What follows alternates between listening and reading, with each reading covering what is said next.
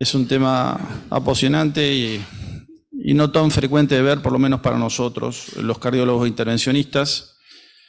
El trauma es la causa más frecuente de muerte en adultos jóvenes y es un drama en nuestra sociedad.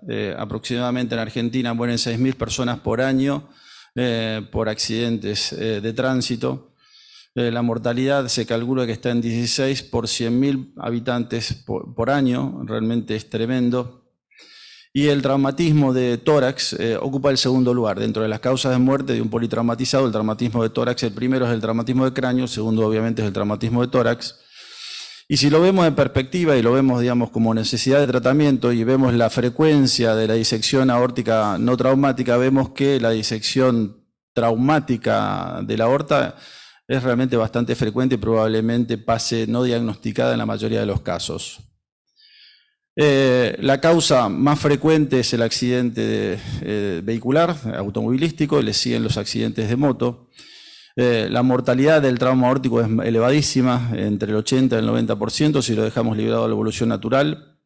Y la mayoría mueren en las primeras horas, el 30 al 50% no llegan al hospital.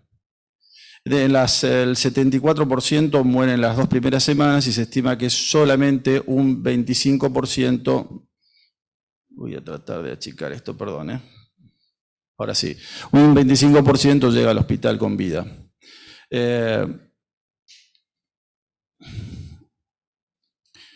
Vamos a presentar ahora el caso de un paciente del sexo masculino, de 19 años de edad en el momento que lo atendimos. Había ingresado a otra institución por politraumatismo, él tuvo un accidente cabalgando, aparentemente el chico es epiléptico, tuvo una crisis epiléptica cabalgando y chocó contra un árbol.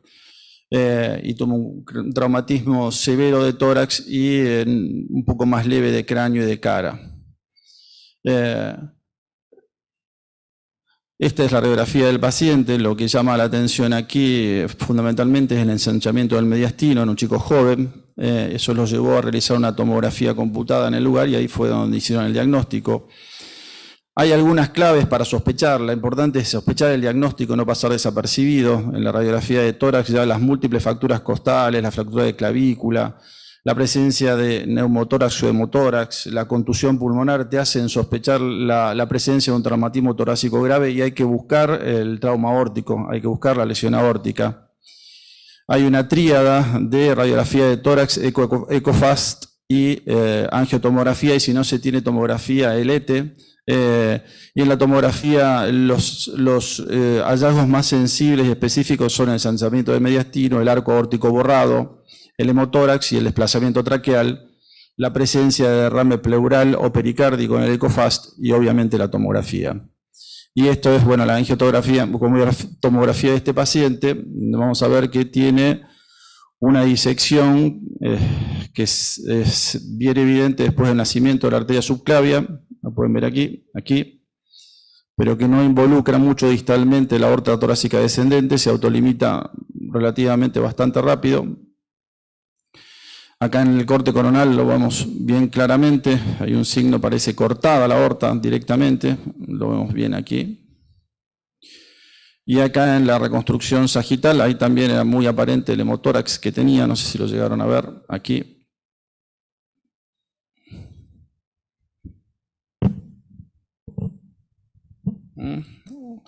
El pulmón izquierdo. Y ahí les decía el signo de la pseudocoartación y el pseudoaneurisma que tenía inmediatamente distal a la arteria subclavia. Bueno, estas son las reconstrucciones. El mecanismo de acción aparentemente tiene que ver con la desaceleración brusca. Ustedes saben que la aorta torácica es móvil y la aorta torácica descendente está fija. Ese mecanismo de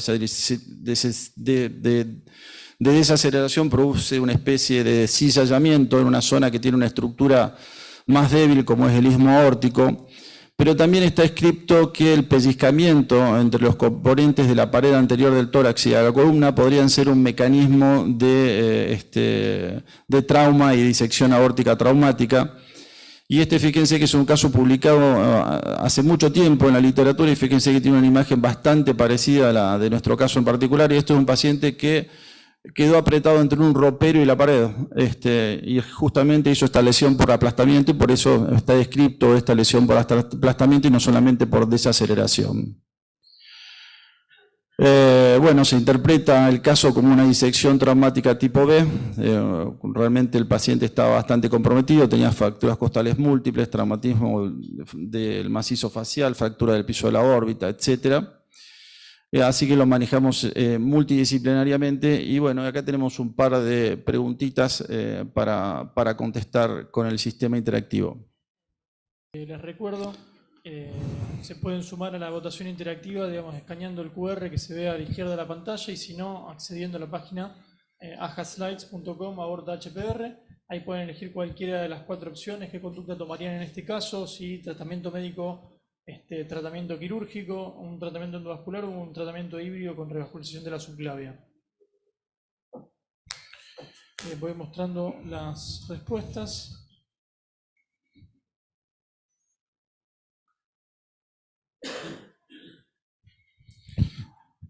Bien, bueno, obviamente la inmensa mayoría se inclina por el tratamiento endovascular, la mayoría tratamiento endovascular solo y hay un 25% que se inclina por revascularizar la arteria subclavia. La segunda pregunta tiene que ver con los tiempos. ¿En qué tiempos piensen que este paciente tiene que ser intervenido? Bien, bueno, la mayoría se inclina por una intervención de emergencia, de urgencia dentro de las 24 horas y realmente lo que hay que hacer con este tipo de pacientes hay que intervenirlos rápidamente. Entonces ahora paso a compartir pantalla yo. Hay una clasificación de la Society of Vascular Surgery de Estados Unidos y clasifica las disecciones en 4 grados. El grado 1 es cuando hay un mínimo desgarro intimal, el grado 2 es cuando hay un hematoma intramural, el grado 3 es cuando ya tenés presencia de pseudoaneurisma y el grado 4 cuando ya tenés ruptura franca. En general, estos pacientes tienen un sitio de anclaje que es fundamentalmente la zona 2. Es imposible tratar adecuadamente estos pacientes distal a la subclavia izquierda. Y hay muy poca literatura con respecto a esto, pero hay un trabajo en que compara sobre un análisis de casi 8.000 pacientes los resultados de la cirugía abierta versus el tratamiento endovascular y los resultados se inclinan claramente en favor del tratamiento endovascular para el manejo de estos pacientes. Se recomienda intervenir dentro de las primeras 24 horas, preferentemente por vía endovascular. Seleccionar el caso y la urgencia de acuerdo al grado. Las lesiones que se intervienen son las que tienen más de un grado 2. En general se indica vigilancia para lesiones de tipo grado 1. Y la revascularización selectiva de la arteria subclavia, que está reportada en un 30%, no es obligatoria. En general se cubre poco, en general son disecciones bastante limitadas, las endoprótesis que se usan son bastante cortas, por eso no se recomienda, sobre todo que son pacientes bastante lábiles, no se recomienda la revascularización de urgencia de la subclavia. Esta es una clasificación de grados que publica este grupo que es bastante interesante de acuerdo a la tomografía. Ellos califican como mínima cuando no hay alteración externa de la pared de la aorta y hay un mínimo desgarro intimal. Y en este caso uno puede programar la intervención. Ya cuando hay compromiso de la silueta externa de la aorta, el compromiso es mayor o tenemos un desgarro intimal de mayor de 10 milímetros, ya hay que hacer la intervención en forma semilectiva y hacer una intervención urgente ya cuando hay evidencias de hematoma de más de 15 milímetros o ruptura franca. Con esta clasificación, este grupo publica sus resultados. El promedio en tiempo de intervención fue de 56 horas y tiene una mortalidad 30 días, creo que me quedé sin micrófono, ¿se escucha? De 7%. Las desventajas de la cirugía abierta ya las conocemos. Las desventajas del tratamiento endovascular es que en general no tenemos prótesis diseñadas para el tratamiento del trauma aórtico. En general hay gente joven, tienen aortas bastante chicas. Y como dijimos antes, muchas prótesis tienen poca conformabilidad para el arco aórtico, sobre todo el arco aórtico del joven que tiene un ángulo bastante importante. La necesidad de anticoagular al paciente durante el procedimiento, pacientes que tienen sangrado evidente y realmente no es lo ideal tener que anticoagularlos para hacer este procedimiento. Tienen un follow-up muy incierto, son pacientes que van a seguir creciendo, van a tener cambios morfológicos importantes y no sabemos muy bien cómo van a evolucionar. Y también está el riesgo acumulado de la dosis de radiación en pacientes tan jóvenes. Bueno, analizamos en forma multidisciplinaria, decidimos abordarlo por vía endovascular sin revascularizar la arteria subclavia. Como ven, tenía una aorta chica, 20 milímetros en la zona de anclaje, 19 milímetros en la aorta descendente, tenía una arteria subclavia de 10 milímetros y por suerte tenía accesos bastante amigables, tenía casi 7 milímetros en las arterias femorales comunes. Esto nos pasó en plena pandemia, realmente no conseguíamos prótesis en ese momento, nadie se quería mover de su casa, no había una prótesis de la medida que necesitábamos para este chico en Rosario, así que realmente fue algo muy angustioso. Esta es la angiografía inicial, se puede ver bien la zona de la disección, el pseudoneurisma, y finalmente conseguimos una prótesis Hércules de 24-20 cónica, que se adaptaba bastante bien a lo que necesitábamos para este caso, de 160 milímetros de longitud, y la pudimos liberar adecuadamente utilizando marcapaseo rápido. Y este fue el resultado final, nos quedó bastante al ras, un poquito más distal de lo que pensábamos de la carótida izquierda. Y tampoco conseguimos plaque en ese momento y le embolizamos la subclavia izquierda con coils Corcherto de 12 y de 14 milímetros. Recordemos que tenía una subclavia de 10. Y fíjense lo que nos pasó. Al día siguiente le hicimos una radiografía y encontramos esto. Los coils se habían desplazado completamente. Así que afortunadamente 48 horas después conseguimos un plug, pudimos capturar los coils con un lazo y reposicionarlos y le terminamos poniendo un plug Memopart de 18 milímetros de diámetro, con lo cual quedó todo muy bien. El paciente se recuperó muy bien, le operaron la cara, estuvo más o menos 30 días internado y este es el seguimiento ya a 2 años donde la prótesis sigue normoposicionada sin evidencias de endolix. El paciente se recuperó muy bien. No sé si tenemos tiempo, tenemos un par de ejemplos más para mostrarles, que se los va a mostrar Ignacio, ya de traumatismo de aorta, pero ya en un estadio crónico. Aldo, Carmelo, ¿tienen pacientes, ven pacientes con trauma aórtico frecuentemente? ¿Qué experiencia tienen mientras vamos preparando la...?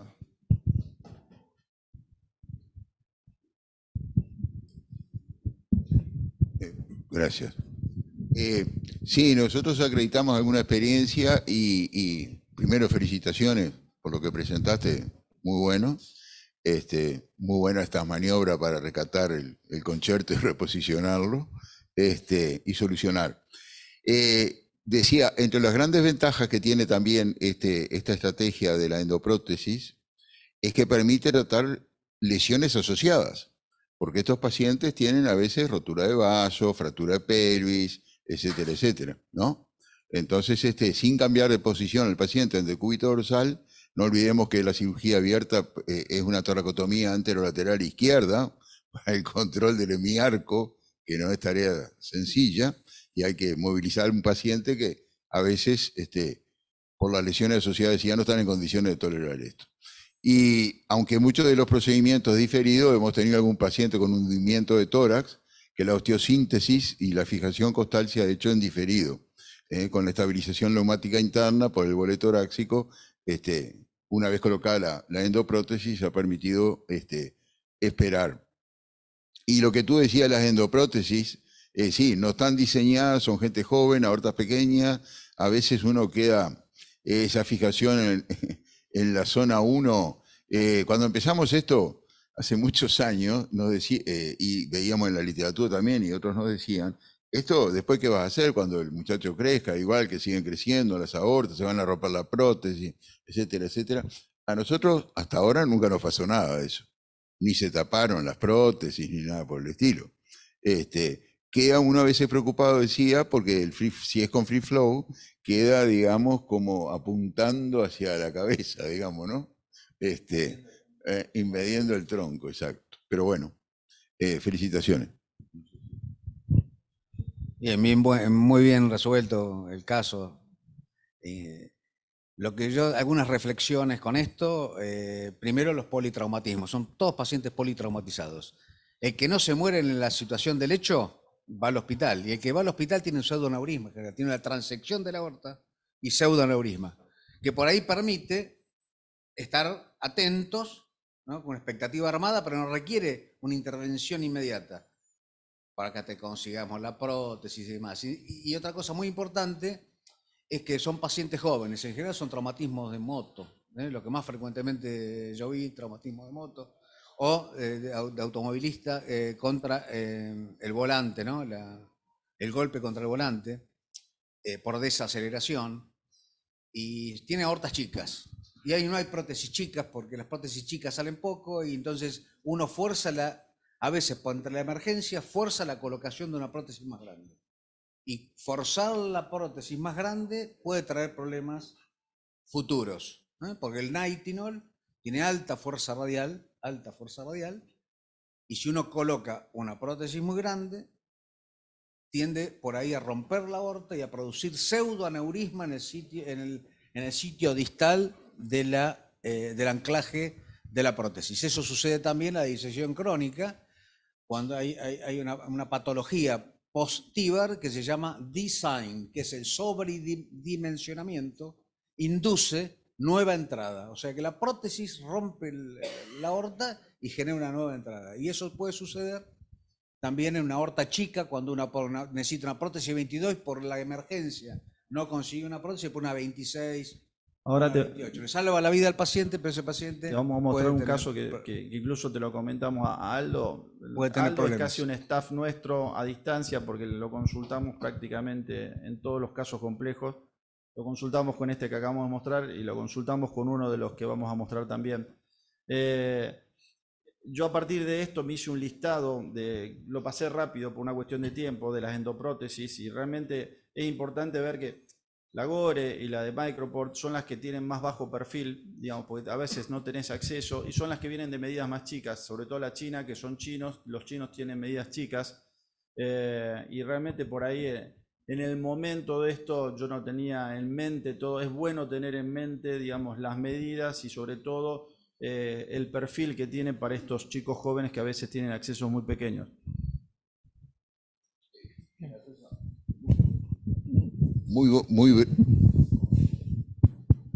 Algo muy breve.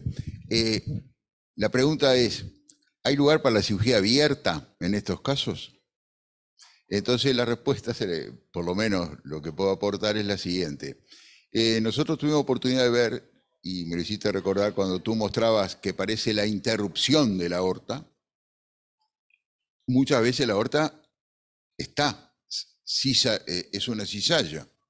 Y hay un hematoma que contiene y sigue vivo el paciente. Tuvimos oportunidad de ver un paciente así, ahí en la médica uruguaya, que se accidentó con la moto en la puerta del sanatorio, ¿no?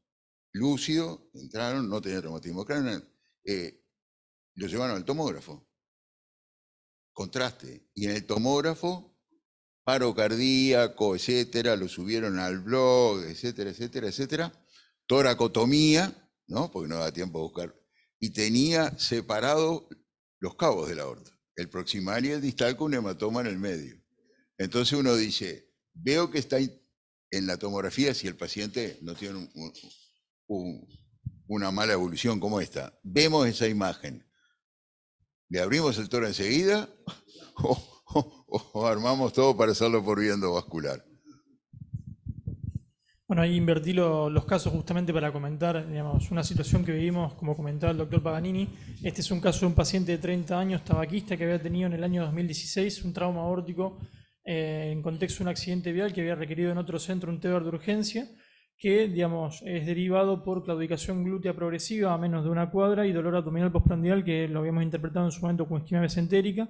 Podemos ver esta tomografía axial, que justamente en el margen distal de la endoprótesis se ve una imagen en la luz, que parece ser como una disección por dentro. Vamos a ver unas reconstrucciones lineares y curvas donde se ve como si fuera una pseudo coartación de la aorta a dicho nivel, ¿sí? Con una obstrucción intraprótesis. Así que, digamos, como para resumir, digamos, planificamos hacer una intervención, implantar una nueva endoprótesis por dentro. En este caso fue una Gore, ¿sí? de 100 milímetros que veíamos de distancia, una 26-21-100. Lo hicimos por abordaje femoral quirúrgico, guiándonos desde el abordaje radial. Fíjense la imagen que se puede ver en la angiografía, digamos que se ve sucio, digamos, el segmento distal de la endoprótesis. Acá tenemos la liberación parcial de la endoprótesis a dicho nivel. Eso es en 2 pasos. La primera, digamos, permite el reposicionamiento si uno no está conforme con la posición. Y bueno, ahí ya tenemos la liberación completa con dilataciones con balones elastoméricos, balón Reliant. Y el resultado final, la verdad que muy favorable. Ahora ya tiene 10 meses de la intervención, digamos, sin claudicación y dolor postprandial. La verdad que una buena evolución. Era muy llamativa la clínica de este paciente porque realmente le claudicaban los glúteos y tenía dolor postprandial. Lo trataban como un enfermo psiquiátrico y realmente los síntomas le desaparecieron completamente. Y no sé si lo querés comentar, te lo comentamos, porque realmente cuando yo vi esta imagen no entendía qué le pasaba a este paciente ahí distal. Y justamente Aldo me comentó que eso pasa generalmente cuando está sobredimensionada la prótesis. Muchas veces en una situación de emergencia uno implanta lo que tiene. No era un caso nuestro, este caso lo habían tratado en otro centro. Y no sé si querés comentar algo, Aldo, pero realmente ese sobredimensionamiento fue lo que generó esa reacción ahí por dentro y por fuera de la prótesis. Sí, lo que comenté recién. El sobredimensionamiento induce nueva entrada. Induce nueva entrada. Y sobre todo en aortas frágiles. El trauma es una aorta contundida y la disección, por ejemplo, es una aorta frágil. Entonces la aorta frágil, el nighting no tiene mucha fuerza radial, mucha. Entonces eso hace que se rompa y produzca. En un par de veces, la lesión crónica estamos hablando. Sí. En la falsa luz hemos colocado plugs, coils, candy plug, hechos con los oclusores de monilíaca. Y bueno, la disección crónica, creo que la charla que va a dar Claudio es un tema, porque una vez que la disección crónica es para mí, desde mi punto de vista, la peor patología de la aorta para tratar, la más difícil de tratar y la que peor resultado tiene. La disección crónica es tremenda. Entonces, bueno, ahora con el advenimiento de las endoprótesis fenestrada ramificada, pero lo que pasa es que son muy complejas de colocar porque la luz verdadera es pequeña y a veces los vasos salen de la luz falsa y es muy complejo. Y bueno, por eso la disección crónica, a veces yo digo que es como el cáncer, ¿no? Es así, a la larga te termina matando. Después vamos a hablar con detenimiento de disección crónica, que me parece que sí. Bien, y ahora, digamos, otra forma de presentación tardía del trauma aórtico. Este también fue un caso realizado el último año. Una mujer de 44 años, dislipémica, con antecedentes de un traumatismo cerrado de tórax con múltiples fracturas costales hace 25 años, que en forma incidental, asintomática, se descubre este pseudoaneurisma en la aorta torácica. Fíjense, teníamos un cuello muy corto para la subclavia, más agradable para ir, digamos, posterior a en zona 2. Así que, bueno, lo planificamos también en conjunto por abordaje femoral. Seguía que tener las medidas. La idea era hacer primero un bypass carótido subclavio, después un TEVAR por acceso femoral y embolización de la subclavia con un plug vascular. Acá las imágenes que ya mostró el doctor Gastambide de la técnica quirúrgica utilizada. Digamos, evaluamos la permeabilidad del bypass previo al implante y previo a la embolización subclavia. Sí, que en este caso se hizo con un plug vascular de 14 milímetros. Ahí estamos ya haciendo mediciones para corroborar las imágenes que habíamos visto de la tomografía con el avance de la prótesis, en este caso una Ancura 3026-160 sobre una cuerda de alto Sopover-Meyer. Liberación de la misma, bajo marcapaseo rápido, como ya comentamos brevemente, y el resultado final exitoso del procedimiento. Tenemos acá un control tomográfico a los 2 meses que fue relativamente reciente, donde vemos que hay una completa exclusión del pseudoaneurisma, ¿sí? En esta reconstrucción tridimensional y en estas imágenes curvas. La paciente anda completamente asintomática y sin problemas. Esta es otra forma de presentación también del trauma aórtico, en este caso tardío.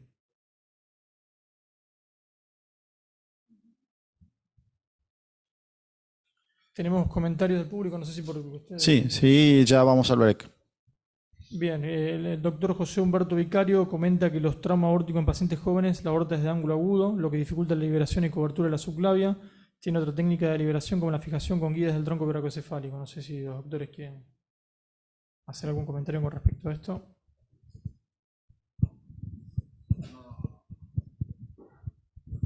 Sí, la aorta de los jóvenes es muy aguda. Bueno, el tema que estamos charlando se llaman arcos góticos, por la angulación que tiene la aorta y siempre son complejos de tratar. Ustedes fíjense que las prótesis no se conforma bien, no se conforma bien el arco aórtico. Queda como que el free flow se mete en el tronco brachioencefálico y da un poco de miedo. Yo no tuve en toras, porque yo una vez tuve una complicación de una endoprótesis con un cuello muy angulado en el abdomen y el free flow se metió en una renal, la rompió a los 2 años, se rompió la renal, hizo un pseudoaneurisma con ruptura porque el free flow se metió dentro del ostium de la arteria renal, en este caso, y la rompió. Puede ser, también uno sabe la evolución a largo plazo de ese free flow metido ahí en el... Uno hace lo que puede, pero a veces no queda perfectamente conformada, queda como... Eso por el arco gótico del paciente, el arco angulado. Y nunca hice no entendí la pregunta, la guía dentro del tronco brachioencefálico. No, se puede poner por radial derecha si uno quiere tener control del tronco brachioencefálico, poner una cuerda para tener visión radioscópica del tronco brachioencefálico. Eso es bueno también cuando uno hace zona 2, poner el pigtail por radial izquierda para tener un control rápido de la arteria subclavia. Para hacer un true and true, ¿sí? Para hacer un true and true. Ahora sí, ahora interpreté. Sí, lo que quiso decir, me acaba de decir Carmelo, es colocar una cuerda de femoral y sacarla por braquial, con protección, con catéter siempre de la subclavia, para tirar y tensionar para que nos permita tener soporte del avance de la endoprótesis en los arcos muy agudos. Sí, eso se hace... Yo lo he hecho varias veces y da muy buen resultado. Siempre teniendo protección con catéter, nunca con la cuerda sola, porque la cuerda rompe la arteria subclavia y nos quedamos sin paciente inmediatamente. Pero eso lo he utilizado varias veces, el true and true. Para ir cerrando y para ir al break, yo creo que sobre todo los que vivimos acá en Rosario, me parece que tendríamos que tener un poco más de contacto con la gente que hace emergentología. A mí me llama la atención los pocos pacientes que vemos con trauma aórtico. Acá la mayoría de los pacientes que tienen un accidente automovilístico van al ECA. El ECA no tiene servicio de hemodinamia activo. Yo creo que por ahí tendríamos que hacer alguna sesión en la Sociedad de Cardiología de Rosario, invitarlos y tener una charla conjunta con los que hacen emergentología. Me parece que es un deber nuestro hacerlo, pero por ahí desconocen estas técnicas y yo creo que hay pacientes que probablemente están perdiendo por desconocimiento. Así que bueno, vamos a hacer un pequeño break de menos de 30 minutos y continuamos con el programa.